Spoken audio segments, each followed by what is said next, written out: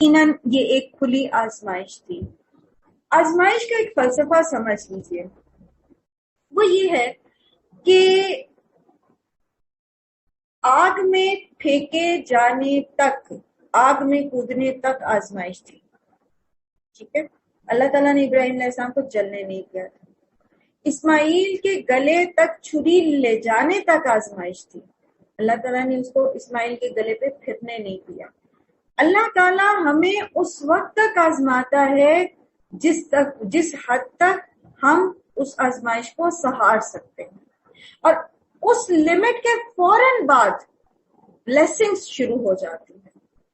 لیکن مسئلہ ہمارا یہ ہے کہ ہم اپنی لمٹ کو ہی نہیں پہچانتے، اور ہم آزمائش کے صدمے کے ابتدا میں ہی جزا فضا شروع کر دیتے ہیں، تھوڑ دلی کا مظاہرہ کرتے ہیں.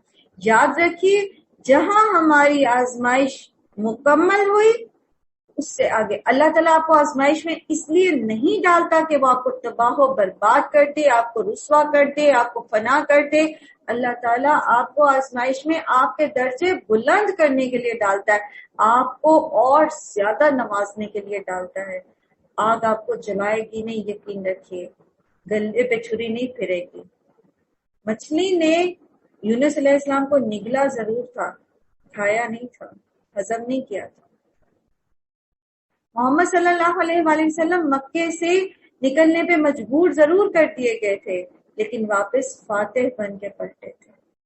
آزمائش آتی ہے، صبر اور استقامت کے ساتھ اس میں سے گزر جائیے. آپ کے لیے بہت زیادہ بلیسنگز اللہ تعالیٰ نے رکھی ہوتی ہیں، اور بہت بڑے بڑے اجر آپ کے لیے محفوظ ہوتے ہیں. کسی بھی سچویشن میں آپ ہوں، کبھی مت گھبرائیے. اور نعمتوں سے بھی اللہ تعالیٰ آزماتے ہیں، اور نعمتوں کے ساتھ جب آزمائش آتی ہے تو حضرت سلیمان والا طریقہ رکھیے، اللہ ہی سے مدد مانگیے کہ اللہ تعالیٰ ربی اوزعنی ان اشکر نعمتک التی انعمت علی وعلی والدی وان اعمل عملا صالحا ترضاه، اور کہ میں وہ عمل کروں یا اللہ کہ جس سے تو مجھ سے راضی ہو جائے. جی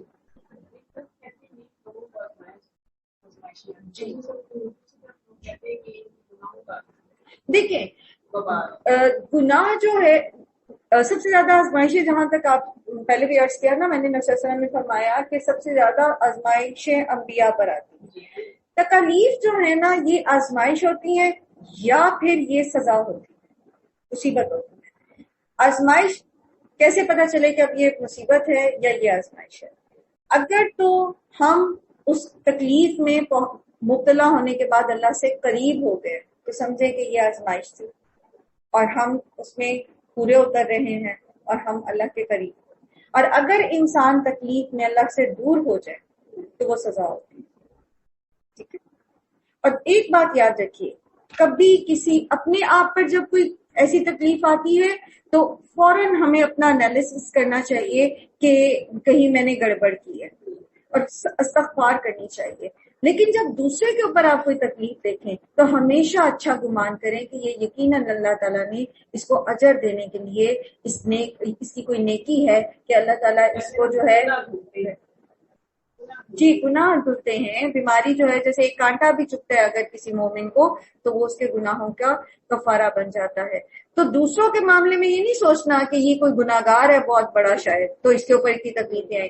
تو ایوب علیہ السلام کے اوپر کیسی بیماری آئی تھی، تو یہ نہیں سوچنا. دوسرے کے بارے میں اچھا گمان رکھیں، اور جب اپنے اوپر آئے تو اپنا ذرا سختی سے محاسبہ کریں کہ میں نے کہاں گڑبڑ کی ہے، اور اپنے جو پتہ ہے ان گناہوں کی بھی اور جو نہیں پتہ ان گناہوں کے بھی اللہ تعالیٰ سے معافی مانگے اور استغفار کو بڑھا دیں. اور اللہ تعالیٰ سے وہی سلیمان علیہ السلام کی طرح دعا کریں کہ اللہ تعالیٰ آپ مجھے توفیق دیں، شکر کی بھی صبر کی بھی. نبی صلی اللہ علیہ وسلم فرماتے ہیں جو صبر کرنا چاہتا ہے نا تو اللہ تعالیٰ اس کو صبر دے دیتا ہے. تکلیف میں آپ کہتے ہیں نا، بعض لوگ کیا کہتے ہیں، ہم سے صبر نہیں ہوتا، ہائے مجھے صبر نہیں آ رہا. تو وہ صبر کرنا ہی نہیں چاہتا انسان. جب انسان صبر کرنا چاہتا ہے تو پھر اللہ تعالیٰ اس کو صبر دیتے. اور ایسے لوگوں کو میں نے دیکھا ہے، ان کے اپنے اتنے پیارے عزیز کی میت سامنے پڑی ہوتی ہے، وہ بہت صبر میں ہوتے، بہت صبر میں ہوتے، کوئی واویلا نہیں. حضرت نبی صلی اللہ علیہ وآلہ وسلم کی طرح کہ آنکھیں آنسو بہاتی ہیں لیکن زبان سے ہم وہی کہیں گے جس سے اللہ راضی ہو. کوئی شکوہ نہیں، کوئی شکایت نہیں. اور صدمے کی ابتدا پر صبر ہی جو ہے وہ اصل میں صبر ہوتا ہے، بعد میں کیا گیا صبر صرف نام کا صبر ہوتا ہے. بہرحال یہاں پر ہم نے یہ بات سیکھی تھی کہ آزمائش اللہ تعالیٰ اتنی ہی آزماتے ہیں جتنا انسان کے اندر استطاعت ہوتی ہے، اور پھر اس کے بعد اس کے لیے بڑے بڑے اجر اور انعامات ہوتے ہیں. اللہ تعالیٰ فرماتے ہیں ان ھذا لہو البلاء المبین، یہ بہت بڑی آزمائش تھی، اور ہم نے ایک بڑی قربانی فدیے میں دے کر اس بچے کو چھڑا لیا، اور اس کی تعریف اور توصیف ہمیشہ کے لیے بعد کی نسلوں میں چھوڑ دی. سلام ہے ابراہیم علیہ السلام پر، ہم نیکی کرنے والوں کو ایسا ہی بدلہ دیتے ہیں. یقیناً ہمارے مومن بندوں میں سے تھے، اور ہم نے انہیں اسحاق کی بشارت دی، ایک نبی صالحین میں سے، اور اسے اور اسحاق کو برکت دی. اب آپ دیکھیے کہ حضرت ابراہیم علیہ السلام کے بیٹے اسحاق اور حضرت اسحاق کی اولاد میں سے بنی اسرائیل 4000 انبیاء آئے ہیں بنی اسرائیل. کتنی اللہ تعالیٰ نے برکت دی ہے. تو کس وجہ سے دی؟ ابراہیم علیہ السلام کے اسوہ کی وجہ سے. ٹھیک ہے. وَمِن ذُرِّيَّاتِهِمَا مُحْسِنٌ وَظَالِمٌ لِنَفْسِهِ مُبِينٌ، اور ان دونوں کی اولاد میں سے کوئی محسن ہے اور کوئی صریحاً اپنے نفس پر ظلم کرنے والا ہے. اور ہم نے موسیٰ اور ہارون پر احسان کیا، اور ان کو اور ان کی قوم کو کرب عظیم سے نجات دی، انہیں نصرت بخشی جس کی وجہ سے وہی غالب رہے. ان کو نہایت واضح کتاب عطا کی، انہیں راہ راست دکھائی، اور بعد کی نسلوں میں ان کا ذکر خیر باقی رکھا. سلام ہے موسیٰ اور ہارون پر، ہم نیکی کرنے والوں کو ایسے ہی بدلہ دیتے ہیں. در حقیقت وہ ہمارے مومن بندوں میں سے تھے. موسیٰ علیہ السلام کی آزمائش کوئی چھوٹی تھی؟ فرعون جیسے ٹائرنٹ کے دربار میں کھڑے ہو کر یہ کہنا کہ تو خدا نہیں ہے بلکہ خدا تو رب العالمین ہے، یہ کوئی آسان بات تو نہیں تھی، جبکہ انہوں نے ایک قبطی کو قتل بھی کیا ہوا تھا. بہت بڑی آزمائش تھی یہ. اور الیاس بھی یقیناً بھیجے ہوئے میں سے تھے. یاد کرو وہ جب انہوں نے اپنی قوم سے کہا تھا کیا تم ڈرتے نہیں ہو، کیا تم بال کو پکارتے ہو. بال جو ہے نا با عین لام، یہ ایک قدیم زمانے کی جو سامی اقوام ہیں ان میں بال خدا یا الہ کے لیے بولا جاتا تھا لفظ، اور بعد میں پھر ایک خاص دیوتا کو منسوب کر لیا گیا. بعض نے سورج دیوتا کے جو شبیہ بنائی اس کو بال کہا، اور بعض نے اس کو سب سے سپریم گاڈ کی جگہ پر رکھا. ٹھیک ہے. اور اس کی ایک بیوی بھی انہوں نے گھڑ لی تھی، ٹھیک ہے، جس کا نام جو تھا وہ استارات تھا. اور بہرحال یہ ابھی ہم آگے بھی پڑھیں گے کہ انسان جب حق کو چھوڑ دیتا ہے اور باطل کے راستے پر چلا جاتا ہے دین کے معاملے میں خاص طور پر، تو پھر وہ کہیں پر رکتا نہیں ہے. اب بیوی گھڑی ہے، اب جب اولاد گھڑ لی ہے تو اولاد گھڑی ہے تو پھر بیوی بھی لازم ہے. ٹھیک ہے نا. تو پھر بیوی گھڑیں گے تو پھر بیوی کا خاندان ہونا ضروری ہے، اور اگر پھر بیوی کا خاندان ہے تو پھر اس کا بھی، تو پھر دیوی اور دیوتاؤں کی ایک پوری جماعت تیار ہو جاتی ہے. کیا تم بال کو پکارتے ہو اور اس احسن الخالقین کو چھوڑ دیتے ہو، اس اللہ کو جو تمہارا اور تمہارے اگلے پچھلے آباء و اجداد کا رب ہے، مگر انہوں نے اس کو جھٹلا دیا. اب وہ یقیناً سزا کے لیے پیش کیے جانے والے ہیں بجز ان بندگان خدا کے جن کو خالص کر لیا گیا ہو، یعنی جو پیغمبر پر ایمان لے آئے ہوں. اور الیاس کا ذکر خیر ہم نے بعد کی نسلوں میں باقی رکھا. سلام ہے الیاس پر، ہم نیکی کرنے والوں کو ایسی ہی جزا دیتے ہیں. واقعی وہ ہمارے مومن بندوں میں سے تھا. اور لوط بھی انہی لوگوں میں سے تھا جو رسول بنا کر بھیجے گئے. یاد کرو جب ہم نے اس کو اور اس کے گھر والوں کو نجات دی، سوائے ایک بڑھیا کے جو پیچھے رہ جانے والوں میں سے تھی، پھر باقی سب کو تہس نہس کر دیا. آج تم شب و روز ان کے اجڑے ہوئے گھروں پر سے گزرتے ہو، کیا پھر بھی تم کو عقل نہیں آتی؟ میں سوچتی ہوں کہ اللہ کے نزدیک لوط علیہ السلام کی بیوی کا یہ کردار کس قدر ناپسندیدہ ہے کہ اللہ تعالیٰ اس بڑھیا کا ذکر بار بار کرتے ہیں کہ اس نے ایک پیغمبر کی بیوی ہوتے ہوئے دین کی نعمت اس کے گھر میں موجود تھی، لیکن اس نے قومیت پرستی کی. دین کی نعمت گھر میں موجود ہونے کے باوجود راستہ کون سا اختیار کیا؟ قوم کا راستہ، قوم کی محبت. اللہ کی پرستش کرنے کی بجائے قومیت پرستی کی. تو یہ کتنا بڑا گناہ ہے کہ اللہ تعالیٰ بار بار جہاں ذکر کرتے ہیں اس عورت کو ہائی لائٹ کرتے ہیں. اور اس کے علاوہ جو ہے وہ آگے بھی آپ پڑھیں گے کہ خاص طور پر اس کا ذکر آئے گا اس کا اور نوح علیہ السلام کی بیوی کا، کہ وہ دونوں جو تھیں وہ ہمارے نیک بندوں کی جو تھی نکاح میں تھی، لیکن انہوں نے قوم کا راستہ اختیار کیا تو اللہ نے ان کا انجام بھی اسی کے ساتھ کیا۔ اور یقیناً یونس بھی رسولوں میں سے تھے، یاد کرو جب وہ ایک بھری کشتی کی طرف بھاگ نکلا، پھر قرآن اندازی میں شریک ہوا اور اس میں مات کھائی، آخرکار مچھلی نے اسے نگل لیا اور وہ ملامت زدہ تھا۔ اب اگر وہ تسبیح کرنے والوں میں نہ ہوتا تو روز قیامت تک اسی مچھلی کے پیٹ میں رہتا۔ فَلَوْلَا أَنَّهُ كَانَ مِنَ الْمُسَبِّحِينَ۔ تو تسبیح کے کتنے فائدے۔ ہم کہتے ہیں نا ہم ایک مصیبت میں پڑے، کوئی مسئلہ پھنس گیا، کوئی مسئلہ، سوچ لیں جو بھی آپ کا سب سے بڑا مسئلہ، تو تسبیح شروع کر دیجیے۔ تسبیح کون سی شروع کیجیے؟ یونس علیہ السلام والی، لا الہ الا انت سبحانک انی کنت من الظالمین۔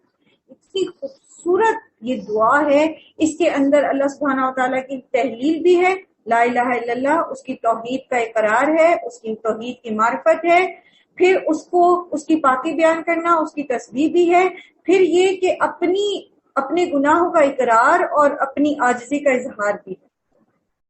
اب بظاہر آپ اس میں اپنے کسی پرابلم کے لیے دعا نہیں کر رہے، آپ یہ چیزیں بیان کر رہے ہیں، اللہ تعالیٰ کے سامنے اپنی عاجزی کا اظہار کر رہے ہیں، اپنے گناہوں کا اقرار کر رہے ہیں اور اللہ تعالیٰ کی توحید کا اقرار کر رہے ہیں، اس کی پاکی بیان کر رہے ہیں۔ لیکن جب یہ دعا پڑھی جاتی ہے تو اس کے ساتھ پھر جو بھی آپ کی حاجت ہوتی ہے وہ قبول ہوتی ہے۔ یاد رکھیے 1.25 دفعہ پڑھنا ضروری نہیں ہے، آپ اس کو 2 بار بھی، 1 بار بھی دل کی گہرائی سے اس کے مفہوم کے ساتھ سچے دل سے اپنا جائزہ لیتے ہوئے پکارے، لا الہ الا انت۔ لا الہ الا انت کا مطلب کیا ہے؟ کہ اے میرے اللہ، تیرے سوا تو کوئی معبود ہے ہی نہیں، کوئی اس قابل ہے ہی نہیں کہ میں اپنی یہ پریشانی اس کے سامنے رکھوں، میں اپنے گناہوں کی اس سے بخشش چاہوں، میں اس سے رزق مانگوں، میں اس سے خیر مانگوں، میں اس سے حفاظت مانگوں، میں اس کو کہوں کہ میری پروٹیکشن کر۔ کوئی نہیں ہے، کوئی نہیں کر سکتا، کوئی چھلا، کوئی دھاگا، کوئی چیز آپ کی حفاظت نہیں کر سکتا سوائے اللہ کی۔ وہ توحید جو ہے، اس کا کانسیپٹ کلیئر ہو کہ الوہیت، ربوبیت اور صفات و اسماء، اللہ سبحانہ تعالیٰ کا کوئی اس میں شریک نہیں، وہی الحفیظ ہے، وہی آپ کی حفاظت کرتا ہے، کوئی اور نہیں کر سکتا۔ تو جب سچے دل سے اقرار کریں گے اور پھر سبحانک، اللہ تو پاک ہے ہر اس شرک سے جو لوگ تیرے لیے گھٹتے ہیں، ہر اس کمی سے، ہر اس ضرورت سے جو کسی بھی مخلوق میں ہو سکتی ہے، کیونکہ تو خالق ہے، تو مالک ہے۔ اور میں کیا ہوں؟ میں کیا ہوں؟ انی کنت من الظالمین، بے شک میں ظلم کرنے والا ہوں۔ یہ جس مصیبت میں پڑا ہوں میرے اپنے ہاتھوں کی کمائی ہے، لیکن اللہ تعالیٰ میں عاجز بندہ ہوں، میں تو اس میں سے نکل نہیں سکتا، آپ ہی مجھے نکال سکتے۔ ایک طرف یہ طریقہ ہے کہ انسان اس طرح اپنے رب کے سامنے اپنی دعا رکھے، اور ایک طرف وہ طریقہ ہے کہ بغیر سوچے سمجھے لوگ جمع ہیں اور جس کی حاجت ضرورت ہے وہ کچن میں کھانے پکانے میں لگے ہوئے ہیں، اور باقی لوگ بیٹھے ہیں، باتیں کر رہے ہیں، لطیفہ گوئی ہو رہی ہے، غیبتیں ہو رہی ہیں، اور ادھر ادھر کی ہو رہی ہیں، اور فیشن پہ گفتگو ہو رہی ہے، اور ہاتھوں میں سے گٹھیاں گر رہی ہیں۔ یہ بھی نہیں پتا کہ بعض اوقات خواتین جو ہیں، میں نے خود سنا ہے، غلط پروناؤنس کر رہی ہوتی، پروناؤنسیشن صحیح نہیں ہوتی، تو وہ اگر پڑھ بھی رہی ہیں نا اور صحیح بھی پڑھ رہی ہیں تو وہ فائدہ ان کو دے گا، آپ کو تو نہیں دے گا۔ اپنے لیے خود دعا کریں۔ تو اللہ تعالیٰ فرماتے ہیں کہ اگر وہ تسبیح کرنے والا نہ ہوتا تو ہمیشہ مچھلی کے پیٹ میں رہتا قیامت تک۔ تو اگر ہم مشکلوں سے نکلنے چاہتے ہیں، آپ صلی اللہ علیہ وسلم نے فرمایا کہ اس کے ساتھ، اس کلمے کے ساتھ جو دعا کی جاتی ہے وہ قبول ہوتی ہے۔ پھر یہ کہ جب بھی بندہ خالص ہو کر لا الہ الا اللہ کہتا ہے تو آسمان کے دروازے کھول دیے جاتے ہیں، یہاں تک کہ یہ کلمہ عرش تک پہنچ جاتا ہے، اور جب تک کہ وہ وہاں تک پہنچ جاتا ہے، اور یہ کہ انسان گناہ کبیرہ سے بچنے والا ہو۔ یہ نہیں کہ صرف لا الہ الا اللہ کہہ دے اور گناہ کبیرہ کرتا رہے تو اس کو یہ اتنی منزلت نہیں ملتی، ہاں گناہ کبیرہ سے بچتا ہے تو اس کا یہ کلمہ عرش تک پہنچتا ہے۔ اور اسی طرح تسبیح کس کس وقت پڑھی جاتی ہے؟ جیسے ابھی میں نے عرض کیا مصائب میں، اور بہت ساری تسبیحات ہیں، مصنون تسبیحات، صبح شام کے اذکار میں بھی آپ پڑھتے ہیں سبحان اللہ و بحمدہ، پھر اسی طرح سبحان اللہ و بحمدہ عدد خلقہ و رضا نفسہ و زنۃ عرشہ و مداد کلماتہ، اسی طرح سبحان اللہ و بحمدہ، سبحان اللہ العظیم ہے، بہت ساری مسنون تسبیحات ہیں، جو جی چاہے پڑھے، ٹھیک ہے۔ اور پھر یہ کہ توبہ کے لیے جب انسان توبہ کرتا ہے، جیسے یہاں پر حضرت یونس علیہ السلام کی تسبیح کے بارے میں ہم نے پڑھا، پھر اسی طرح خوشی کے موقع پر تسبیح کرنا، پیچھے آپ نے پڑھا نا زکریا علیہ السلام کو اللہ سبحانہ تعالیٰ نے کہا تھا نا کہ جب یحییٰ کی خوشخبری دی تو انہیں کہا کہ تم اللہ کی صبح شام تسبیح بیان کرو، سارے مواقع تسبیح کرنے کے ہوتے ہیں۔ اللہ تعالیٰ ہمیں توفیق دے کہ ہم جو سیکھیں ہم اس پر عمل بھی کر سکیں۔ اللہ تعالیٰ فرماتے ہیں فَنَبَذْنَاهُ بِالْعَرَاءِ وَهُوَ سَقِيمٌ، آخرکار ہم نے اسے بڑی ہی بیمار حالت میں ایک چٹیل زمین پر پھینک دیا، یعنی مچھلیوں نے اگل دیا، پھر اس پر ایک بیلدار درخت ہم نے اگا دیا، اس کے بعد ہم نے اسے 1,00,000 کے اس سے زائد لوگوں کی طرف بھیجا، یعنی اپنی قوم کی طرف واپس بھیجا۔ وہ حضرت یونس کی قوم، ہاں جی، اس کی یہاں تو ڈسکرپشن نہیں آتی، غالباً یقطین اصل میں کہتے ہیں ایسے درخت کو جو تنے پر کھڑا نہیں ہو سکتا، یعنی بیل، یہ کوئی بھی ہو سکتی ہے، کدو کی بھی ہو سکتی ہے، تربوز کی بھی ہو سکتی ہے جس کے بڑے بڑے پتے ہیں، ٹھیک ہے۔ یہاں پر کدو کا ذکر نہیں ہے قرآن میں، ہو سکتا ہے کسی روایت میں ذکر ہو، یا تفاسیر کی کتابوں میں ملتا ہے بعض تفاسیر میں کہ کدو، ہاں جی تفاسیر کی کتابوں میں ملتا ہے، ہاں جی اس کی ڈسکرپشن میں۔ اس کے بعد یہ اپنی قوم کی طرح واپس بھیجے گئے، پھر وہ ایمان لائے اور ہم نے خاص وقت تک انہیں باقی رکھا۔ پھر ذرا ان لوگوں سے پوچھو کیا تمہارے رب کے لیے تو ہوں بیٹیاں اور ان کے لیے اور ان کے لیے ہوں بیٹے، کیا واقعی ہم نے ملائکہ کو عورتیں ہی پیدا کیا ہیں اور یہ آنکھوں دیکھی بات کہہ رہے ہیں، یعنی کہ ان کے پاس کیا ثبوت ہے، کیونکہ یہ کہتے تھے نا فرشتے اللہ کی بیٹیاں ہیں نعوذ باللہ، تو پھر اللہ تعالیٰ کہتے ہیں کہ ان کے پاس کیا ثبوت ہے، انہوں نے آنکھوں سے دیکھا ہے کہ فرشتے جو ہیں وہ عورتیں ہیں۔ خوب سن رکھو، دراصل یہ لوگ اپنی من گھڑت سے بات کہتے ہیں کہ اللہ اولاد رکھتا ہے اور پھر واقعی یہ جھوٹے ہیں۔ اگر اللہ نے بیٹوں کی بجائے بیٹیاں اپنے لیے پسند کر لی، تمہیں کیا ہو گیا ہے، کیسے حکم لگا رہے ہو؟ اچھا، اس کا مطلب یہ نہیں ہے کہ اللہ تعالیٰ بیٹا رکھ سکتے ہیں یا بیٹی نہیں رکھ سکتے، اصل میں ان کی بات کی تردید، چونکہ یہ کہتے تھے نا بیٹیاں، یہ بیٹا تو نہیں گھڑتے تھے اللہ کے لیے، بیٹا تو عیسائی اور یہودی گھڑتے تھے، ٹھیک ہے، تو اس لیے یہاں پر فوکس ان کے لیے بیٹیوں پہ کیا گیا ہے۔ اور دوسرا یہ کہ جو چیز اپنے لیے پسند نہیں کرتے وہ اللہ کے سر منڈ رہے۔ پیچھے بھی آپ نے پڑھا نا کہ جب بیٹی کی پیدائش پر کیا حال ہوتا تھا ان کا، کیسے حکم لگا رہے ہو، کیا تمہیں ہوش نہیں آتا؟ یا پھر تمہارے پاس اپنی ان باتوں کے لیے کوئی صاف سند ہے تو لاؤ اپنی وہ کتاب اگر تم سچے ہو۔ انہوں نے اللہ اور ملائکہ کے درمیان نسب کا رشتہ بنا رکھا ہے، حالانکہ ملائکہ خوب جانتے ہیں کہ یہ لوگ مجرم کی حیثیت سے پیش ہونے والے ہیں۔ اللہ ان صفات سے پاک ہے جو ان کے خالص بندوں کے سوا دوسرے لوگ اس سے منسوب کرتے ہیں، بس تم اور تمہارے یہ معبود اللہ سے کسی کو پھیر نہیں سکتے مگر صرف اس کو جو دوزخ کی بھڑکتی ہوئی آگ میں جھلسنے والا ہو۔ اور ہمارا حال تو یہ ہے کہ ہم میں سے ہر ایک کا ایک مقام مقرر ہے، یہ فرشتے کہہ رہے ہیں، ٹھیک ہے، یعنی فرشتے جو ہیں وہ اللہ کی عبادت کرتے ہیں، اللہ کے عبادت گزار ہیں اور اللہ کی فرما برداری کرنے والے ہیں، اور فرشتے کہتے ہیں اور ہم سب صف بستہ خدمت گار ہیں اور تسبیح کرنے والے ہیں۔ یہ لوگ پہلے تو کہا کرتے تھے کہ کاش ہمارے پاس وہ ذکر ہوتا جو پچھلی قوموں کو ملا تھا تو ہم اللہ کے چیدہ بندے ہوتے، مگر جب وہ آ گیا یعنی قرآن اور محمد صلی اللہ علیہ وسلم تو انہوں نے اس کا انکار کر دیا۔ بن قریب انہیں معلوم ہو جائے گا، اپنے بھیجے ہوئے بندوں سے ہم پہلے ہی وعدہ کر چکے ہیں کہ یقیناً ان کی مدد کی جائے گی اور ہمارا لشکر بھی غالب ہو کر رہے گا۔ بس اے نبی صلی اللہ علیہ وآلہ وسلم ذرا کچھ مدت تک انہیں ان کے حال پر چھوڑ دیجیے اور دیکھتے رہیے، ان قریب یہ خود بھی دیکھ لیں گے، کیا یہ ہمارے عذاب کے لیے جلدی مچا رہے ہیں؟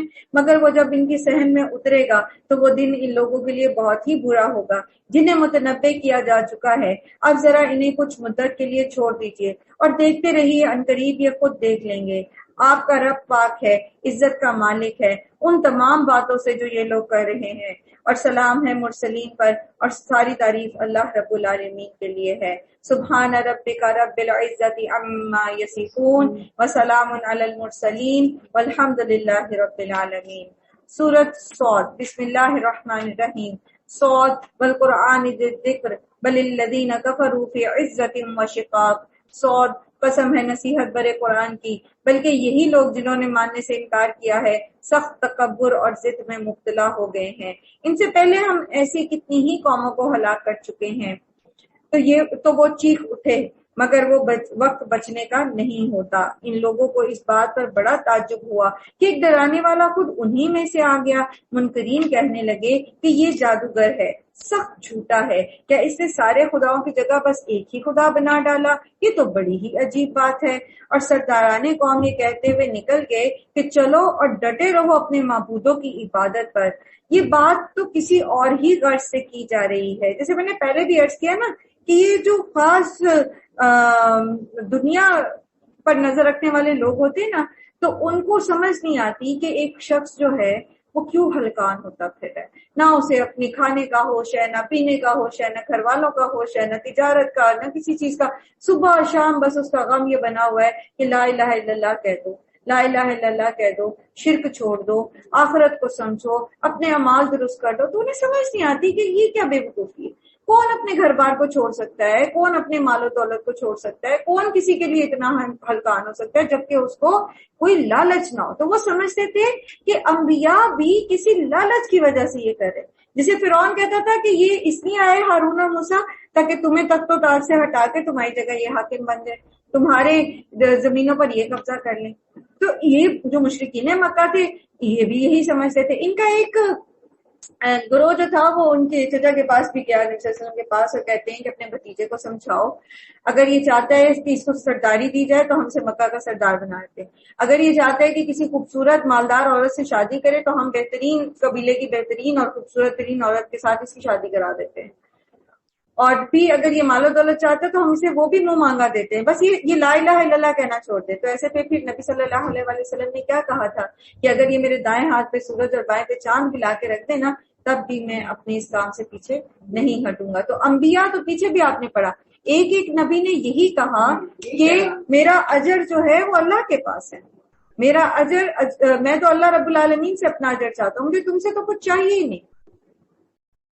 یہ اصل میں خود دنیا کی طرف دیکھنے والے ہوتے ہیں، اس لیے پڑھ جاتے ہیں۔ پردہ پڑتا کیوں ہے؟ کیونکہ دنیا کی چاہت ہوتی ہے، دنیا میں کمفرٹ نظر آتی ہے، دنیا نظر آتی ہے، آخرت نظر نہیں آتی۔ پورے قرآن میں آپ دیکھیں ہر جگہ پر انہوں نے یہی کہا، بالکل یہی ان کا دماغ کھلا کہ یہ اس کی وجہ یہی ہے نا کہ دنیا نظر آتی ہے نا، دنیا کی چکا چوند نظر آتی ہے، دنیا کی چمک، آخرت نظر نہیں آتی۔ اسی لیے ایمان بالغیب بہت ضروری ہے۔ جب تک ہمارے پاس ایمان بالغیب نہیں ہوتا نا، ہم اللہ کی باتوں پر ایمان نہیں لاتے، اس کو سچ نہیں جانتے، تب تک پھر ہم اپنی اصلاح نہیں کر سکتے۔ چلیں، تو وہ کہتے ہیں کہ یہ بات تو کسی اور ہی غرض سے کہی جا رہی ہے، یہ بات ہم نے زمانے قریب کی ملت میں کسی سے نہیں سنی، یہ کچھ نہیں ہے مگر ایک من گھڑت بات۔ کیا ہمارے درمیان بس یہی ایک شخص رہ گیا تھا جس پر اللہ کا ذکر نازل کیا گیا؟ اصل بات یہ ہے کہ یہ میرے ذکر پر شک کر رہے ہیں، یعنی قرآن کریم پر، اور یہ ساری باتیں اس لیے کر رہے ہیں کیونکہ انہوں نے میرے عذاب کا مزہ چکھا نہیں ہے۔ اگر تیرے داتا اور غالب پروردگار کی رحمت کے خزانے ان کے قبضے میں ہیں، کیا یہ آسمان اور زمین اور ان کے درمیان کی چیزوں کے مالک ہیں؟ اچھا تو یہ عالم اسباب کی بلندیوں پر چڑھ کر دیکھ لیں۔ ام عندہم خزائن رحمت ربک العزیز الوہاب، کیا ان کے پاس ہیں اللہ بہت غالب اور بہت رحمت والے دینے والے کے خزانے ان کے قبضے میں؟ اگر ہیں تو پھر یہ ذرا آسمان پر چڑھ کے دیکھ لیں، خود جا کے دیکھ لیں۔ یہ تو جتھوں میں سے چھوٹا سا جتھا ہے اور اسی جگہ شکست کھانے والا ہے۔ ان سے پہلے نوح کی قوم اور عاد اور میخوں والا فرعون اور سمود اور قوم لوط اور ایکا والے جھٹلا چکے ہیں۔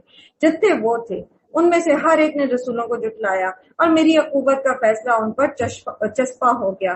یہ لوگ بس ایک دھماکے کے منتظر ہیں جس کے بعد کوئی دوسرا دھماکہ نہ ہوگا، اور یہ کہتے ہیں کہ اے ہمارے رب یوم الحساب سے پہلے ہی ہمارا حصہ ہمیں جلدی سے دے دے۔ یہ کون کہہ سکتا ہے جس کو اللہ کے عذاب پر یقین نہ ہو، جس کو اپنے رب کی معرفت نہ ہو، وہی ایسی باتیں کر سکتا ہے کہ جو مصیبت ہم پہ قیامت والے دن آنی ہے وہ ابھی آ جائے، کیونکہ وہ یقینی نہیں تھا انہیں کہ قیامت آنی، اس لیے وہ ایسی باتیں کرتے تھے۔ اے نبی صلی اللہ علیہ وآلہ وسلم صبر کیجئے ان باتوں پر جو یہ لوگ بناتے ہیں۔ میں سوچتی ہوں کہ اللہ سبحانہ تعالیٰ ہر جگہ نبی صلی اللہ علیہ وسلم کو صبر کی تلقین کرتے ہیں. آپ صلی اللہ علیہ وآلہ وسلم کتنے صابر ہوں گے, کیسی کیسی باتیں یہ کرتے. ایک طرف آپ صلی اللہ علیہ وسلم کی تڑپ رہے ہیں کہ یہ لوگ جہنم میں جانے سے بچ جائیں, سراسر ان کے فائدے کی بات, اور دوسری طرف وہ کہتے ہیں یہ جھوٹا ہے, یہ مکار ہے, یہ حکومت چاہتا ہے, یہ پاگل ہو گیا ہے, یہ دیوانہ ہو گیا ہے, یہ جادوگر ہے. کیسا دل ہوگا نبی صلی اللہ علیہ وسلم کا, کیسی ہمت ہوگی ان کی. تبھی تو اللہ تعالیٰ بار بار انہیں پچھلے نبیوں کے قصے بھی سناتے ہیں, بار بار انہیں بتاتے ہیں دیکھو نوح کے ساتھ ایسا ہوا, صالح کے ساتھ ایسا ہوا, موسیٰ کے ساتھ ایسا ہوا, تو تاکہ آپ صلی اللہ علیہ وسلم کو کی تثبیت قلب ہو. اسی طرح ایک دائی جو ہے, جو دین کی دعوت دیتا ہے, اس کے لیے بہت ضروری ہے کہ وہ قرآن کو بار بار پڑھتا رہے تاکہ اس کی بھی تثبیت قلب ہو, کیونکہ لوگ ایسی ہی باتیں بناتے ہیں. آپ کسی کو بہت اچھی بات سمجھاتے ہیں تو اگلا کہتا ہے کہ ہاں جی آپ کا اپنا کیا مطلب ہے بیچ میں. مثال کے طور پر آپ کسی کو صدقے کی دعوت دیتے ہیں, فلاں ادارے کو آپ صدقہ کر دیں یا فلاں جگہ آپ صدقہ کریں یا فلاں, تو وہ سوچتا ہے پتہ نہیں اس نے بیچ میں سے کمیشن طے کی ہوئی ہے جو یہ لے سب کے ساتھ پاس جا رہا ہے. تو ایسی باتیں لوگ کرتے ہیں. لوگوں نے تو نبیوں کو بھی نہیں چھوڑا. تو قرآن بار بار پڑھتے رہیے, although آپ نے پہلے 20 دفعہ پڑھ چکا, پھر بھی پڑھتے رہیے, سمجھ کے پڑھتے رہیے تاکہ آپ کی بھی تثبیت قلب ہو. ان کے سامنے ہمارے بندے داؤد کا قصہ بیان کیجیے. وہ بڑی قوتوں کا مالک تھا, ہر معاملے میں اللہ کی طرف رجوع کرنے والا تھا. ہم نے پہاڑوں کو اس کے ساتھ مسخر کر رکھا تھا کہ صبح شام وہ اس کے ساتھ تسبیح کرتے, اور پرندے سمٹ آتے اور سب کے سب اس کی تسبیح کی طرف متوجہ ہو جاتے. ہم نے اس کی سلطنت مضبوط کر دی تھی, اس کو حکمت عطا کی تھی اور فیصلہ کن بات کہنے کی صلاحیت بخشی تھی. پھر تمہیں کچھ خبر پہنچی اس مقدمے والوں کی جو دیوار چڑھ کر اس کے بالا خانے میں گھس آئے تھے. جب وہ داؤد علیہ السلام کے پاس پہنچے تو وہ انہیں دیکھ کر گھبرا گئے. انہوں نے کہا ڈریے نہیں, ہم 2 فریق مقدمہ ہیں جن میں سے ایک نے دوسرے پر زیادتی کی ہے. آپ ہمارے درمیان ٹھیک ٹھیک حق کے ساتھ فیصلہ کر دیجیے, بے انصافی نہ کیجیے اور ہمیں راہ راست بتائیے. یہ میرا بھائی ہے, اس کے پاس 99 دمبیاں ہیں اور میرے پاس صرف ایک ہی دمبی ہے. اس نے مجھ سے کہا کہ یہ ایک دمبی بھی میرے حوالے کر دے. اس نے گفتگو میں مجھے دبا لیا. داؤد نے جواب دیا, اس شخص نے اپنی دمبیوں کے ساتھ تیری دمبی ملا لینے کا مطالبہ کر کے یقیناً تجھ پر ظلم کیا, اور واقعہ یہ ہے کہ مل جل کر ساتھ رہنے والے لوگ اکثر ایک دوسرے پر زیادتیاں کرتے رہتے ہیں. بس وہی لوگ اس سے بچے ہوتے ہیں جو ایمان رکھتے اور عمل صالح کرتے ہیں, اور ایسے لوگ کم ہی ہوتے ہیں. یہ بات کہتے کہتے داؤد سمجھ گئے کہ ہم تو دراصل اس کی آزمائش کر رہے ہیں. چنانچہ اس نے اپنے رب سے معافی مانگی اور سجدے میں گر گئے اور رجوع کر لیا. تاہم ہم نے اس کا وہ قصور معاف کیا, اور یقیناً ہمارے ہاں اس کے لیے تقرب کا مقام اور بہتر انجام ہے. یہاں پر کیا آزمائش تھی اور کیا واقعہ تھا, بہت تفصیل میں جاننے کا جو ہے وہ موقع نہیں ہے. مختصراً آپ کو بتاتی ہوں. اس میں لوگوں نے بہت زیادہ خاص طور پر اہل کتاب نے بہت زیادہ نامناسب چیزیں اللہ کے نبی کے ساتھ جو ہے وہ منسوخ کر دی ہیں, اور جن لوگوں نے اسرائیلی روایات سے روایات لی ہیں تو انہوں نے پھر وہ قصے منوعن اپنی تفاسیر میں ڈال دیے ہیں. اصل میں بات یہ ہے کہ حضرت داؤد علیہ السلام کے ایک وزیر کی ایک بیوی تھی جو بہت عقل مند اور بہت ذہین عورت تھی. حضرت داؤد نے یہ گمان کیا کہ ایسی عورت کو ایک معمولی جو کام کرنے والا ہے, معمولی کام ملازم ہے, اس کی بیوی ہونے کے بجائے ملکہ ہونا چاہیے تاکہ یہ زیادہ بڑے پیمانے پر اچھے کام طریقے سے اس کی ذہانت جو ہے وہ کام میں لائی جا سکے. تو انہوں نے اس شخص کو کہا کہ تم اپنی بیوی کو طلاق دے دو تاکہ حضرت داؤد جو ہے وہ اس سے نکاح کر سکیں. اب آپ کے ذہن میں ہوگا کہ ایک نبی ہو کے وہ ایسی بات کیسے کہہ سکتے ہیں. بات دراصل یہ ہے کہ بنی اسرائیل میں یہ چیز عام تھی کہ اگر کوئی کسی بیوی کو پسند کرتا تو وہ درخواست کرتا اور وہ اس کی خاطر اگر چاہتا تو اس کو طلاق دیتا اور وہ اس سے شادی کر لیتا. یہ گویا ایک نکاح کا پیغام ہوتا تھا.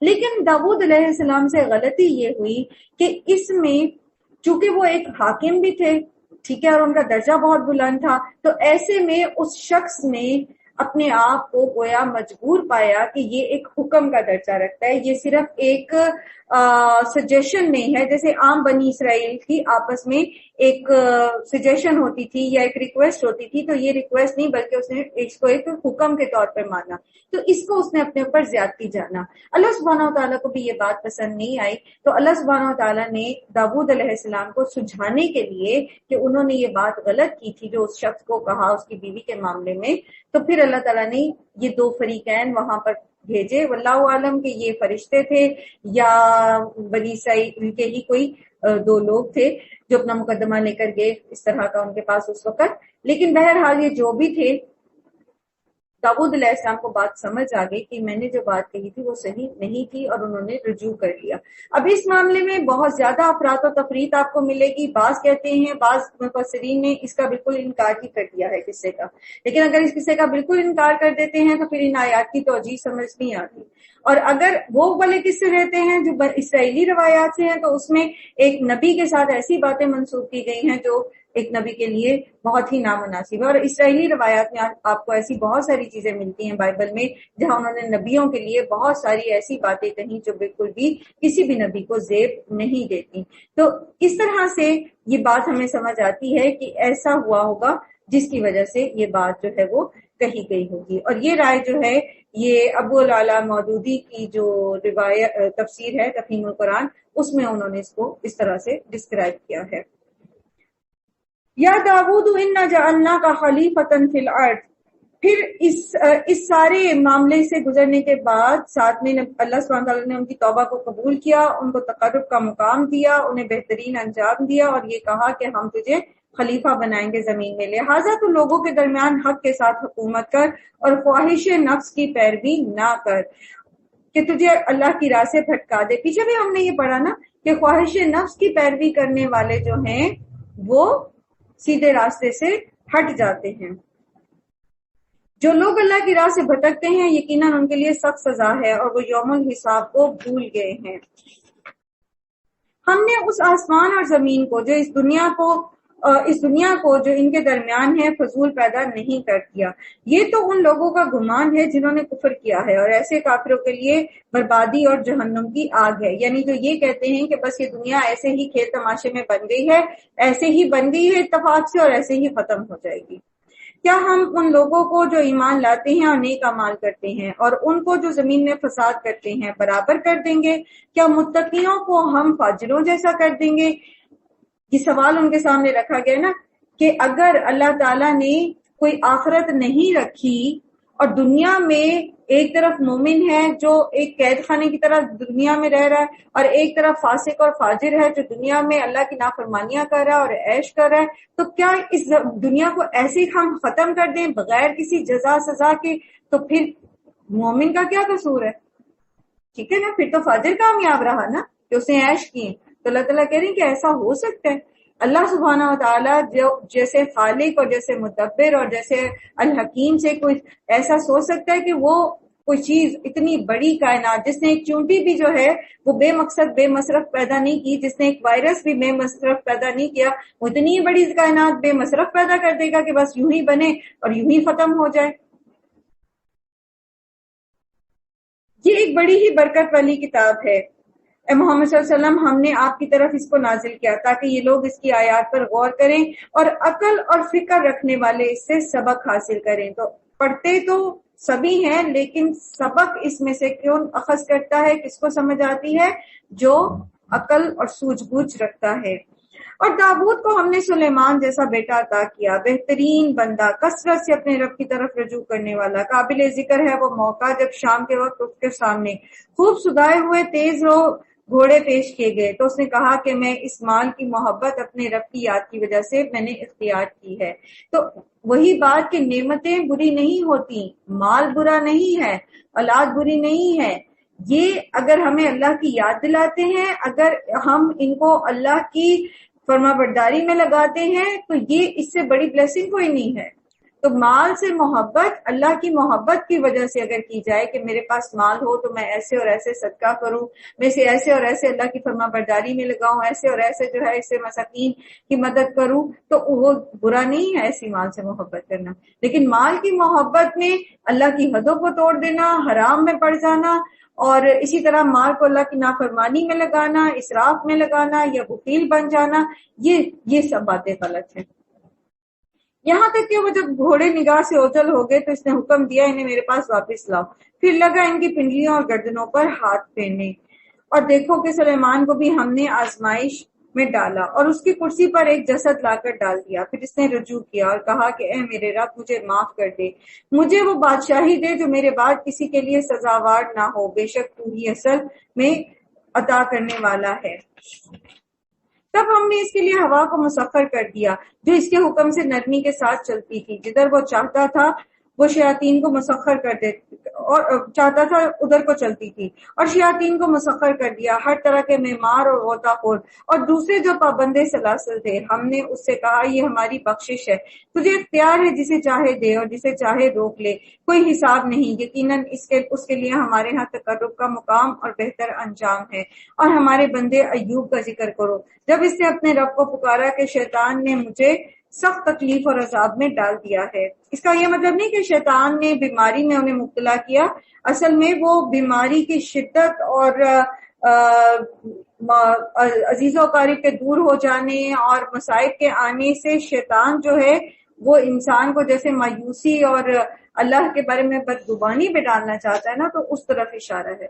دوسری یہ بات کہ تکلیف کو کبھی بھی اللہ کی طرف منسوب نہیں کیا جاتا، ٹھیک ہے۔ اللہ تعالیٰ نے ان کو حکم دیا کہ اپنا پاؤں زمین پر مار، یہ ہے ٹھنڈا پانی نہانے کے لیے اور پینے کے لیے۔ ہم نے اسے اور اس کے اہل و عیال واپس کر دیے اور اس کے ساتھ اتنے ہی اور اپنی طرف سے رحمت کے طور پر اور عقل اور فکر رکھنے والوں کے لیے درس کے طور پر۔ ہم نے اسے کہا تنکوں کا ایک مٹھا لے اور اس سے مار دے، اپنی قسم نہ توڑ۔ کہتے ہیں کہ ان کی بیوی نے شدید بیماری میں صرف وہی تھی جو ان کے ساتھ تھی، 18 سال یہ بیمار رہے اور وہ بہت محنت مشقت کر کے ان کا بھی خیال رکھتی تھی اور ان کے لیے، تو اس نے ایک وقت میں کوئی ایسی بات اللہ کے لیے ناشکری کی غالباً یا کوئی اور ایسی بات، اور وہ بات میرے ذہن میں نہیں ہے، منہ سے نکالی، تو انہوں نے قسم کھائی کہ میں اس کو اگر تندرست ہو جاؤں گا تو بیوی کو 100 کوڑے ماروں گا۔ اس پر اب جب خدمت گزار وہی تھی اور اسی نے ساتھ دیا صرف، تو پھر خیال آیا کہ اس کو میں ماروں، تو اللہ تعالیٰ نے کہا کہ ایک 100 تنکے لے اور اس کو ایک مٹھ بنا کر اسے مار اور اپنی قسم نہ توڑ، یعنی اس سے تیری قسم پوری ہو جائے گی۔ ہم نے اسے صابر پایا، بہترین بندہ، اپنے رب کی طرف بہت رجوع کرنے والا، اور ہمارے بندوں ابراہیم، اسحاق اور یعقوب کا ذکر کیجئے، بڑی ہی قوت عمل رکھنے والے، کام کرنے والے لوگ تھے اور دیدہ ور لوگ تھے، یعنی بصیرت رکھنے والے لوگ تھے۔ ہم نے ان کو ایک خالص صفت کی بنا پر برگزیدہ کیا اور وہ تھی دار آخرت۔ آخرت کی یاد میں ہم نے ان کو برگزیدہ کیا، یعنی نیک اعمال کی طرف وہ مائل ہوئے۔ تو آخرت کی فکر ہی بندے کی اصلاح میں معاون ہوتی ہے، مددگار ہوتی ہے۔ یقیناً ہمارے ہاں ان کا شمار چنے ہوئے نیک لوگوں میں ہے۔ اور اسماعیل اور یسع اور ذوالکفل کا ذکر کرو، یہ سب نیک لوگ تھے۔ یہ ایک ذکر تھا متقی لوگوں کے لیے، یقیناً بہترین ٹھکانہ ہے ہمیشہ رہنے والی جنتیں جن کے دروازے ان کے لیے کھلے ہوں گے، ان میں وہ تکیے لگائے ہوئے بیٹھے ہوں گے، خوب خوب فواکہ اور مشروبات طلب کر رہے ہوں گے، اور ان کے پاس شرمیلی ہم سن بیویاں ہوں گی۔ یہ وہ چیزیں ہیں جنہیں حساب کے دن عطا کرنے کا تم سے وعدہ کیا جا رہا ہے، یہ ہمارا رزق ہے جو کبھی ختم ہونے والا نہیں ہے۔ جنت میں سب جوان ہو جائیں گے۔ دنیا میں تو بعض اوقات ایج ڈفرنس بہت زیادہ بھی ہوتا ہے نا شوہر اور بیوی میں، وہاں پر اللہ تعالیٰ سب کو جوان کر دیں گے، سیم ایج کے، ایج فیلوز بنا دیں گے۔ یہ تو ہے متقیوں کا انجام، اور سرکشوں کے لیے بدترین ٹھکانہ ہے۔ جہنم میں وہ جھلسے جائیں گے، بہت ہی بری قیام گاہ ہے یہ ہے ان کے لیے، بس وہ مزہ چکھیں کھولتے ہوئے پانی، پیپ، لہو اور اسی قسم کی دوسری تلخیوں کا۔ اللہ سبحانہ تعالیٰ ہم سب کو، ہمارے ماں باپ، ہماری اولاد، ہمارے ازواج، ہمارے عزیز و اقارب، کل مومنین مومنات کو جہنم کے عذاب سے اپنی پناہ میں رکھے۔ یہ ایک لشکر تمہارے پاس گھسا چلا آ رہا ہے، یعنی جہنم میں آنے والے لوگ جو ہے نا، پہلے سے جو پڑے ہوں گے جہنم میں، جو اور دوسرے آ رہے ہوں گے ان کے بارے میں یہ کہیں گے۔ کوئی خوش آمدید ان کے لیے نہیں ہے، یہ آگ میں جھلسنے والے ہیں۔ وہ ان کو جواب دیں گے، نہیں بلکہ تم ہی جھلسے جا رہے ہو، کوئی خیر مقدم تمہارے لیے نہیں۔ کوئی ایک دوسرے کو ویلکم نہیں کہے گا، کوئی کسی کو ہیلو ہائی نہیں کہے گا۔ وہ اپنی جان سے پہلے ہی آوازار بیٹھے ہوں گے اوپر سے، اور جہنمی جب اس تنگ جگہ میں گھسیٹ دیے جائیں گے تو پھر وہ ایک دوسرے کے اوپر لعن طعنی کریں گے۔ وہ ان کو جواب دیں گے، نہیں بلکہ تم ہی جھلسے جا رہے ہو، کوئی خیر مقدم تمہارے لیے نہیں، تم ہی تو یہ انجام ہمارے لیے لائے ہو، کیسی بری ہے یہ جائے قرار۔ پھر وہ کہیں گے، اے ہمارے رب، جس نے ہمیں اس انجام کو پہنچانے کا بندوبست کیا، اس کو دوزخ کا دوہرا عذاب دے۔ اور وہ آپس میں کہیں گے، کیا بات ہے، ہم ان لوگوں کو نہیں دیکھتے جنہیں ہم دنیا میں برا سمجھتے تھے، یعنی غریب غربا جو مومن تھے ان کے بارے میں ہم نے یوں ہی ان کا مذاق بنا لیا تھا، یا وہ کہیں نظروں سے اوجھل ہیں۔ بے شک یہ بات سچی ہے، اہل دوزخ میں یہی کچھ جھگڑے ہونے والے ہیں۔ اللہ سبحانہ تعالیٰ کی کتنی بڑی رحمت ہے کہ اسے ہمیں پہلے ہی بتا دیا کہ دیکھ لو یہ کچھ ہونے والا ہے، ابھی سے اپنے افعال کو درست کر لو۔ ان سے کہیے، میں تو بس خبردار کرنے والا ہوں، کوئی حقیقی معبود نہیں مگر اللہ کے سوا، جو یکتا ہے اور سب پر غالب ہے، آسمان اور زمین کا مالک اور ان سب چیزوں کا مالک ہے جو ان کے درمیان ہے، زبردست اور درگزر کرنے والا ہے۔ ان سے کہو، یہ ایک بڑی بڑی خبر ہے جس کو سن کر تم منہ پھیرتے ہو، یعنی قیامت۔ مجھے اس وقت کی کوئی خبر نہ تھی جب ملأ اعلیٰ میں جھگڑا ہو رہا تھا، مجھے تو وحی کے ذریعے یہ سب باتیں صرف اس لیے بتائی جاتی ہیں کہ میں کھلا کھلا خبردار کرنے والا ہوں۔ پیچھے بھی نبی صلی اللہ علیہ وسلم سے یہ کہا گیا نا کہ ان سے کہہ دیجئے کہ مجھے غیب کا کوئی علم نہیں ہے۔ یہ کون سا جھگڑا تھا؟ یہ تھا درجات اور کفارے کے بارے میں، اور جماعت کے لیے پیدل جانے والے اور مشقت کے باوجود وضو کر کے ایک نماز کے بعد دوسری نماز کا انتظار کرنے کے بارے میں، اور جو ان کی حفاظت کرے گا ان کے بارے میں۔ ٹھیک ہے، یعنی فرشتے جو ہیں آپس میں بحث کر رہے تھے کہ کس کا درجہ زیادہ بلند ہے، اور یہ ان لوگوں کے بارے میں جن کا میں نے ابھی ذکر کیا۔ اللہ تعالیٰ نے ان سے نبی صلی اللہ علیہ وسلم کو اس کے بارے میں خبر دی۔ اور جب تیرے رب نے فرشتوں سے کہا، میں مٹی سے ایک بشر بنانے والا ہوں، اور جب میں اسے پوری طرح بنا دوں اور اس میں اپنی روح سے پھونک دوں تو تم اس کے آگے سجدے میں گر جاؤ۔ اس حکم کے مطابق سب فرشتے گر گئے، مگر ابلیس نے اپنی بڑائی کا گھمنڈ کیا اور وہ کافروں میں سے ہو گیا۔ رب نے فرمایا، اے ابلیس، تجھے کیا چیز اس کو سجدہ کرنے سے روکے ہوئے ہے جسے میں نے اپنے دونوں ہاتھوں سے بنایا؟ تو بڑا بن رہا ہے یا تو ہے ہی کچھ اونچے درجے کی ہستیوں میں سے؟ یعنی اللہ تعالیٰ نے اس کو ایک طرح سے ڈانٹا کہ کیا بات ہے کہ تو نے سجدہ نہیں کیا، تو واقعی کوئی تو چیز ہے یہ تو ایسے ہی بڑا بنتا ہے؟ اس نے جواب دیا، میں اس سے بہتر ہوں، آپ نے مجھے آگ سے پیدا کیا ہے اور اس کو مٹی سے۔ فرمایا، اچھا تو نکل جا، تو مردود ہے اور تیرے اوپر یوم الجزا تک میری لعنت ہے۔ وہ بولا، اے میرے رب، یہ بات ہے تو پھر مجھے اس وقت تک کے لیے مہلت دے دیجئے جب تک کہ یہ لوگ دوبارہ اٹھائے جائیں گے۔ فرمایا، اچھا تجھے اس روز تک مہلت ہے جس کا وقت مجھے معلوم ہے۔ اس نے کہا، تیری عزت کی قسم، میں ان سب لوگوں کو بہکا کر رہوں گا بجز تیرے ان بندوں کے جنہیں تم نے خالص کر لیا ہے۔ فرمایا، تو حق یہ ہے اور میں حق ہی کہا کرتا ہوں، میں جہنم کو تجھ سے اور ان لوگوں سے بھر دوں گا جو انسانوں میں سے تیری پیروی کریں گے۔ اور اے نبی صلی اللہ علیہ وآلہ وسلم، ان سے کہہ دیجئے کہ میں اس تبلیغ پر تم سے کوئی اجر نہیں مانگتا اور نہ میں بناوٹی لوگوں میں سے ہوں۔ یہ تو ایک نصیحت ہے تمام جہان والوں کے لیے، اور تھوڑی مدت ہی گزرے گی کہ تمہیں اس کا حال خوب معلوم ہو جائے گا۔ سورۃ الزمر۔ بسم اللہ الرحمن الرحیم۔ تنزیل الکتاب من اللہ العزیز الحکیم۔ اس کتاب کا نزول اللہ بہت زبردست اور دانا کی طرف سے ہے۔ یہ کتاب ہم نے آپ کی طرف برحق نازل کی ہے، لہٰذا آپ اللہ ہی کی بندگی کیجیے، دین کو اسی کی طرف خالص کرتے ہوئے۔ خبردار، دین خالص صرف اللہ کا حق ہے۔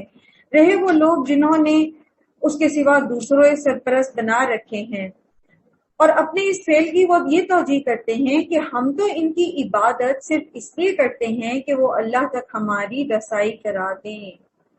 کیا کہتے تھے مشرکین مکہ؟ کہ ما نعبدہم الا لیقربونا الی اللہ زلفی، ہم ان کی عبادت صرف اس لیے کرتے ہیں تاکہ یہ ہماری باتیں اللہ تک پہنچا دیں، ہمیں اللہ کے قریب کر دیں۔ اللہ یقیناً ان کے درمیان ان تمام باتوں کا فیصلہ کر دے گا جن میں وہ اختلاف کر رہے ہیں۔ اللہ کسی ایسے شخص کو ہدایت نہیں دیتا جو جھوٹا اور منکر حق ہو۔ یاد رکھیے، جھوٹ اور خواہش نفس کی پیروی میں رہنے والوں کو ہدایت نہیں ملتی۔ اگر اللہ کسی کو بیٹا بنانا چاہتا تو اپنی مخلوق میں سے جس کو چاہتا بنا لیتا، پاک ہے وہ اس سے کہ کوئی اس کا بیٹا ہو۔ وہ اللہ ہے اکیلا اور سب پر غالب۔ اس نے آسمان اور زمین کو برحق پیدا کیا ہے، وہی دن پر رات اور رات پر دن کو لپیٹتا ہے۔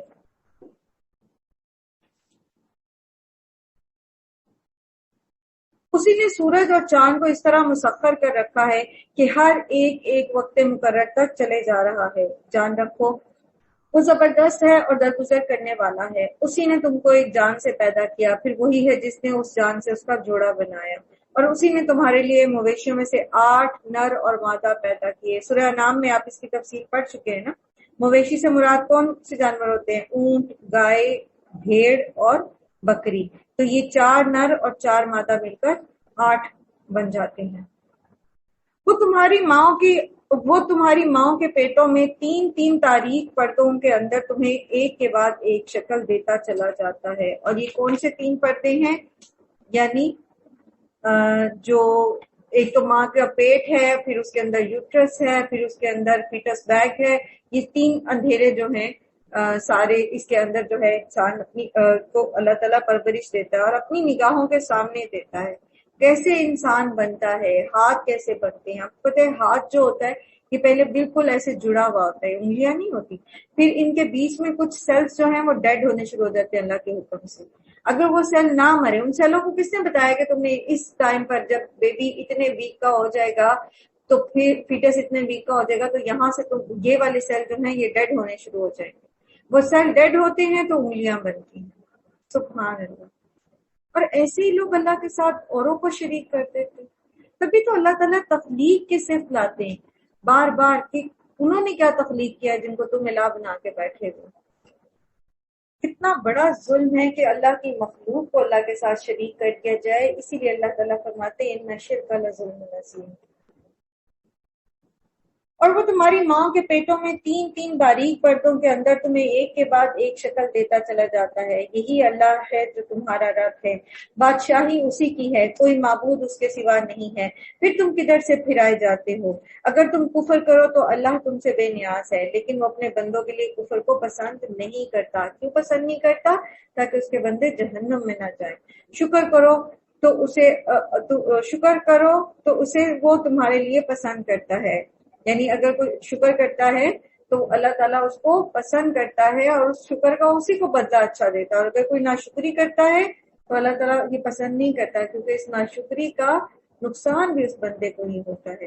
کوئی بوجھ اٹھانے والا کسی کا بوجھ نہ اٹھائے گا، آخرکار تم سب کو اپنے رب کی طرف پلٹنا ہے، پھر وہ تمہیں بتا دے گا کہ تم کیا کچھ کرتے رہے ہو۔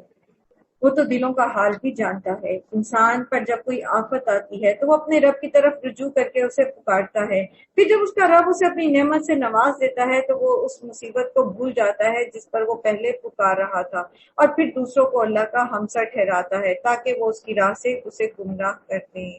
تو یہ بہت ہی عام سا رویہ ہے انسانوں کا۔ جب تکلیف آتی ہے، ایک اور جگہ قرآن کریم میں آتا ہے کہ اٹھتے بیٹھتے لیٹتے ہر وقت اللہ کا ذکر کرتے ہیں، اور جب اللہ تعالیٰ تکلیف دور کر دیتے ہیں تو ایسے بھول جاتے ہیں جیسے انہیں کبھی کوئی تکلیف آئی ہی نہیں تھی۔ اور یہ رویے ہمارے ارد گرد بکھرے پڑے ہیں، خود ہماری زندگی میں بھی ایسے رویے ہیں۔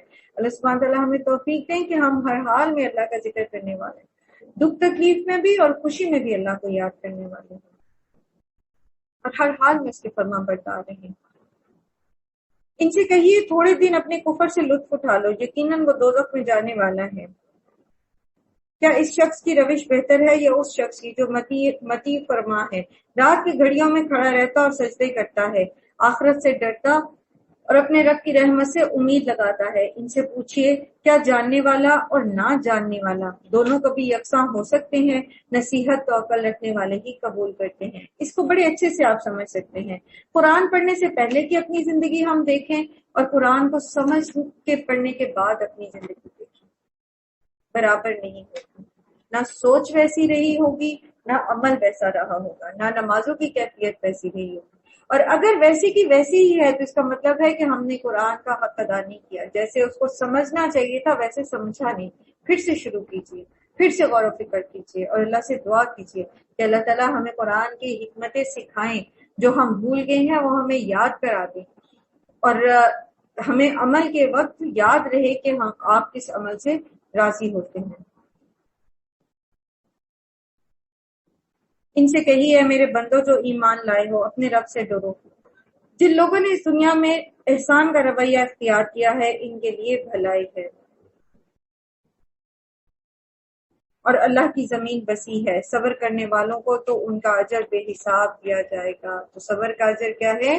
بے حساب۔ ان سے کہیے مجھے حکم دیا گیا ہے کہ دین کو اللہ کے لیے خالص کر کے اس کی بندگی کروں، یعنی صرف دین خالص کر کے اپنے کاموں کو اللہ تعالیٰ کی، ہر چیز میں اپنی نیت کو اللہ تعالیٰ کے لیے خالص کرنا۔ اور مجھے حکم دیا گیا ہے کہ سب سے پہلے میں خود مسلم بنوں۔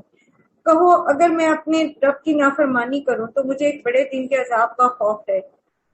کہہ دیجئے کہ میں نے اپنے دین کو اللہ کے لیے خالص کر کے میں اپنے دین کو اللہ کے لیے خالص کر کے اسی کی بندگی کروں گا، تم اس کے سوا جس جس کی بندگی کرنا چاہتے ہو کر لو۔ کہیے اصل میں نقصان میں تو وہی ہے جنہوں نے قیامت کے روز اپنے آپ کو اور اپنے اہل و عیال کو گھاٹے میں ڈال دیا۔ قل ان الخاسرین الذین خسروا انفسهم واہلیکم یوم القیامہ۔ ہمیں اللہ تعالیٰ نے کیا حکم دیا ہے؟ قوا انفسکم واہلیکم نارا، بچاؤ خود کو اور اپنے گھر والوں کو آگ سے۔ اور وہ شخص جس نے صرف دنیا سمیٹی ہو، اپنے گھر والوں کی خاطر حرام حلال کی تمیز نہ کی ہو، اپنے بچوں کو صرف دنیا میں اعلیٰ مقام دلانے کی کوشش کی ہو، ان کو صرف دنیا ہی کی طرف رکھا ہو، اور آخرت کے بارے میں کوئی فکر نہ دلائی ہو، اللہ کا کوئی تعارف نہ کرایا ہو، تو ایسے شخص سے زیادہ خسارے میں کون ہوگا کہ قیامت کے دن جب وہ بالکل خالی ہاتھ ہوگا۔ دنیا کا مال اسباب تو یہی رہ جائے گا، اور جو شخص اولاد کو صرف دنیا دار بناتا ہے نا، یاد رکھیے کہ اس کی زندگی میں ہی اس کی اولاد جو ہے نا اس کو چھوڑ جاتی ہے، کیونکہ ان کے پیش نظر تو صرف دنیا کا فائدہ ہوتا ہے، وہ صرف دنیا ہی بنانے کے پیچھے لگے ہوتے ہیں۔ تو پھر اس کے مرنے کے بعد کہاں وہ اس کے لیے کوئی صدقہ خیرات کریں گے؟ تو وہ ایسا شخص جو ہے وہ سب سے زیادہ خسارے میں رہے گا۔ خوب سن رکھو، یہی کھلا دیوالیہ ہے، ان پر آگ کی چھتریاں اوپر سے بھی چھائی ہوں گی اور نیچے سے بھی۔ یہ وہ انجام ہے جس سے اللہ اپنے بندوں کو ڈراتا ہے۔ بس اے میرے بندو میرے غضب سے بچو، بخلاف اس کے جن لوگوں نے طاغوت کی بندگی سے اجتناب کیا اور اللہ کی طرف رجوع کر لیا، ان کے لیے خوشخبری ہے۔ بس آپ ان کو خوشخبری سنا دیں، میرے ان بندوں کو جو بات کو غور سے سنتے ہیں اور اس کے بہترین پہلو کی پیروی کرتے ہیں۔ پہلے بھی ہم نے یہ پڑھا تھا نا کہ بہترین پہلو کی پیروی سے مراد کیا ہے، کہ اب ایک ہی وقت ہوتا ہے اور ہمارے سامنے 2-3 نیکیاں ہیں، اب ان میں سے جس نیکی کا سب سے زیادہ اجر ہے وہ نیکی کر دیتا ہے، ٹھیک ہے نا۔ ویسے چپ رہنا بھی عبادت ہے، لیکن ایک موقع ہے کہ وہاں پر آپ کا بولنا ضروری ہے، وہاں آپ کا حق بات بیان کرنا ضروری ہے، تو یہ کیا ہے؟ بہترین پہلو کو لینا۔ تو یہ حکمت سے سمجھ آتی ہے ہمیں کہ کس وقت کیا کام کس طرح کرنا ہے، تو اللہ تعالیٰ سے حکمت مانگا کریں۔ یہ وہ لوگ ہیں جن کو اللہ نے ہدایت بخشی اور یہی عقل مند لوگ ہیں۔ اس شخص کو کون بچا سکتا ہے جس پر عذاب کا فیصلہ چسپاں ہو چکا ہے؟ کیا تم اسے بچا سکتے ہو جو آگ میں گر چکا ہو؟ یعنی اس کے اعمال بالکل ایسے ہیں کہ گویا وہ آگ میں گر ہی گیا ہے۔ البتہ جو لوگ اپنے رب سے ڈر کر رہیں اور ان کے لیے بلند عمارتیں ہیں منزل پر منزل بنی ہوئی جس کے نیچے نہریں بہہ رہی ہوں گی، یہ اللہ کا وعدہ ہے، اللہ کبھی اپنے وعدے کی خلاف ورزی نہیں کرتا۔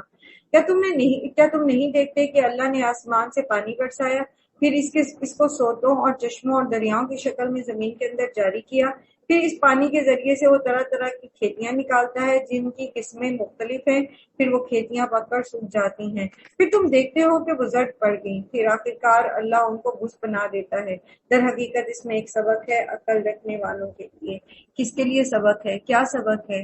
دنیا کی زندگی کی طرف اشارہ ہے کہ دنیا کی زندگی بالآخر ایسے ہی ختم ہو جاتی ہے جیسے ایک فصل اگتی ہے اور پھر ختم ہو جاتی ہے۔ اب کیا وہ شخص جس کا سینہ اللہ نے اسلام کے لیے کھول دیا اور وہ اپنے رب کی طرف سے ایک روشنی پر چل رہا ہے، اس شخص کی طرح ہو سکتا ہے جس نے ان باتوں سے کوئی سبق نہ لیا ہو؟ تباہی ہے ان لوگوں کے لیے جن کے دل اللہ کی نصیحت سے اور زیادہ سخت ہو گئے ہیں، وہ کھلی گمراہی میں پڑے ہوئے ہیں۔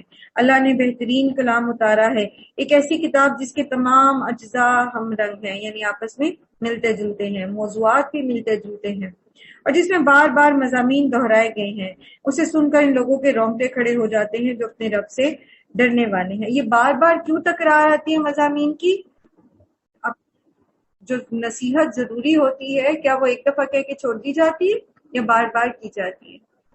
بار بار کی جاتی ہے، ٹھیک ہے۔ اس لیے چونکہ قرآن ایک نصیحت کی کتاب ہے تو اس میں اللہ سبحانہ وتعالیٰ مختلف لوگوں کی ذہنی استطاعت کے مطابق مختلف باتوں کو مختلف نہج کے ساتھ بار بار دہراتے ہیں، اور پھر ان کے جسم اور ان کے دل نرم ہو کر اللہ کی ذکر کی طرف راغب ہو جاتے ہیں۔ یہ اللہ کی ہدایت ہے جس پر وہ راہ راست پر جسے چاہتا ہے لے آتا ہے، اور جسے اللہ ہی ہدایت نہ دے اس کے لیے پھر کوئی ہادی نہیں ہے۔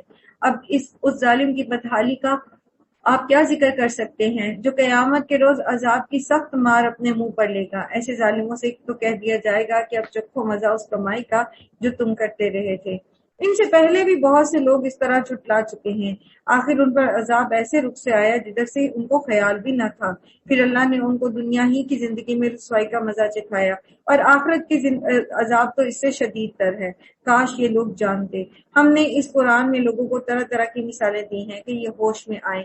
ایسا قرآن جو عربی زبان میں ہے، اس میں کوئی ٹیڑھ نہیں تاکہ یہ برے انجام سے بچیں۔ اللہ ایک مثال دیتا ہے، ایک شخص تو وہ ہے جس کی ملکیت میں بہت سے کچھ خلق آقا شریک ہیں اور اسے اپنی اپنی طرف کھینچتے ہیں، اور دوسرا شخص پورے کا پورا ایک ہی آقا کا غلام ہے۔ کیا پھر ان دونوں کا حال یکساں ہو سکتا ہے؟ کتنی کامن سینس کی بات ہے۔ ایک وہ شخص ہے جس کے بہت سارے آقا ہیں، بہت سارے مالک ہیں، اب کیا ہوگا؟ ایک ایک حکم دے گا، ایک ایک حکم دے گا بیٹھ جاؤ، دوسرا کہے گا کھڑا ہو جاؤ، تو وہ کیا کرے گا بیچارہ پھر؟